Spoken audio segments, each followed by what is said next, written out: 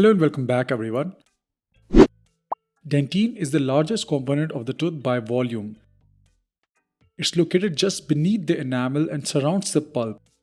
Unlike enamel, dentin is a living tissue capable of a limited regenerative response to a stimuli, whereas enamel is non-living and cannot regenerate itself once damaged.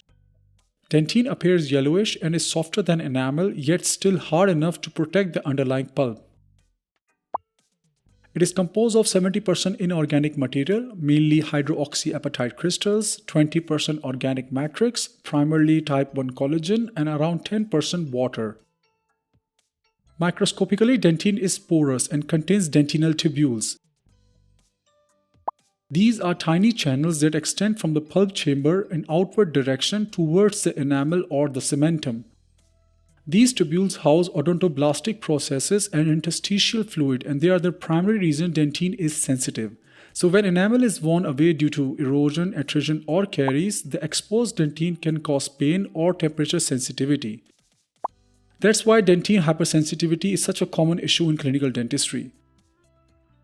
Functionally, dentin supports the enamel, protects the pulp, and helps absorb mechanical stress during chewing.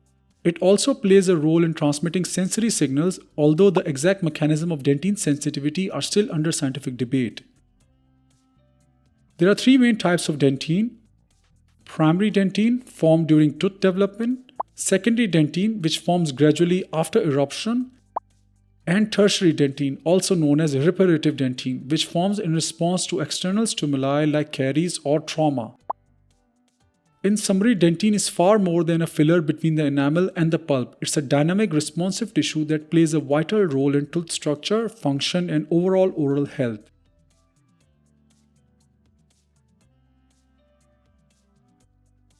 For more quick dental lectures, subscribe and check out the full series Dentistry Under 3 minutes for more information.